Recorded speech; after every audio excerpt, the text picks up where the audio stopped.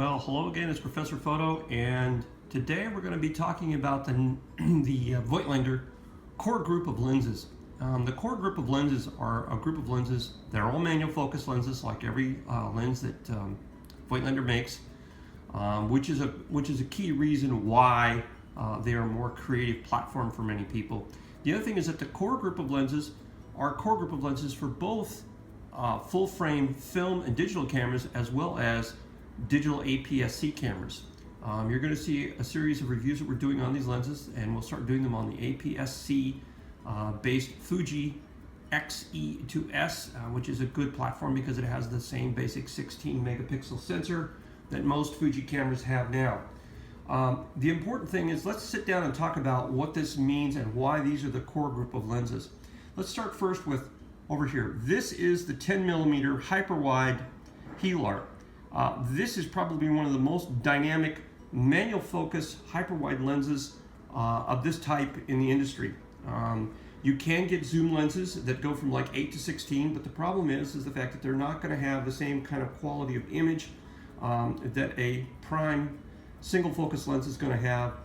The other thing is the fact that this lens is so well adjusted for distortion at its design that what happens is the fact that you can use it at 5, 6, or 8, or 11, or 16, or whatever, and even wide open, it gives a phenomenal reproduction quality of details, color. It doesn't have unusual problems. All hyper wide lenses are going to have a pull when you reach the far ends of the spectrum because of the fact that they're at the far end.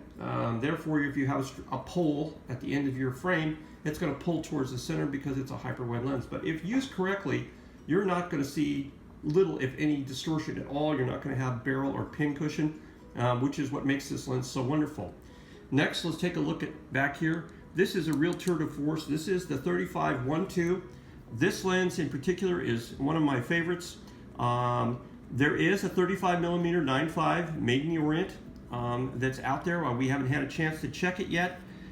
It's a good lens, but we need to check it and see how good it really is. But it's only a hair, fractionally faster than this lens, and I doubt that it is better corrected for this lens. This is a super high performance lens that works extremely well at full aperture or any aperture. The other thing is the fact that it is, once again, it's a unique design that gives you two aspherical elements, and the way that it constructs those is phenomenally well, because the bottom line is the fact that what it's doing is they're using those aspherical elements basically to deliver the most corrected image possible to the final last group of elements, which it has a final aspherical element in it.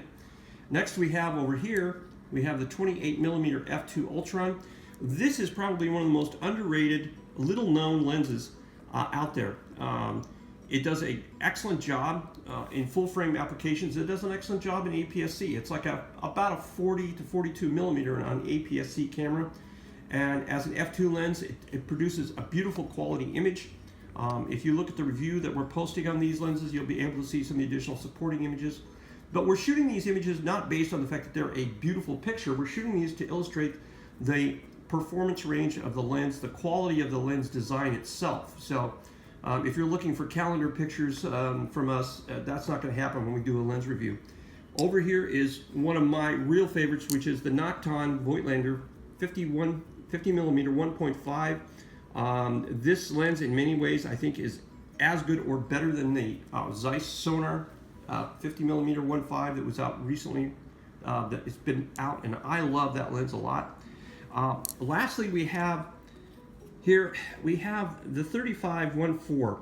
This lens really is an homage and probably a better design than the original Sumilux.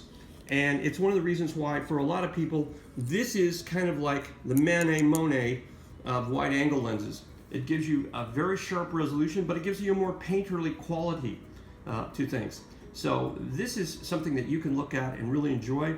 We're looking at this because of the fact that I've created the Voigtlander lens group and the Voigtlander for Facebook, the Voigtlander shooters, lens user shooters page, to share images, because the fact that if you're using these lenses, you're using manual focus. If you're using manual focus, you're trying to take and utilizing your full creative control of the lens itself, which is really what photography is about.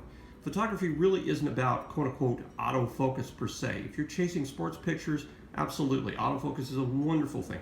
But if what you're doing is working with fine art, you're working at controlling and creating specific individual images, in reality, autofocus is really not your best friend. So you've got the opportunity you have a special niche product that is built to an extremely high quality, engineered to an extremely high quality, and is rugged, and is very cost affordable. So if you're a Voigtlander owner, it doesn't matter whether you have a new lens or an old lens from the group that they have started producing. Voigtlander makes a wide range. It makes a 10 millimeter, a 12, a 15, a 21 in a 1.8, and they make a 21 in a 4. Then of course we have the 28 Ultron. Then we have a 35 Nocton 1.2, 1.4. We have a 35 millimeter 1.7 Ultron. We have a 35 millimeter f2.5 Scopar pancake lens. Then we have the 40 millimeter Nocton Classic, which I like quite a bit. I think is an excellent lens.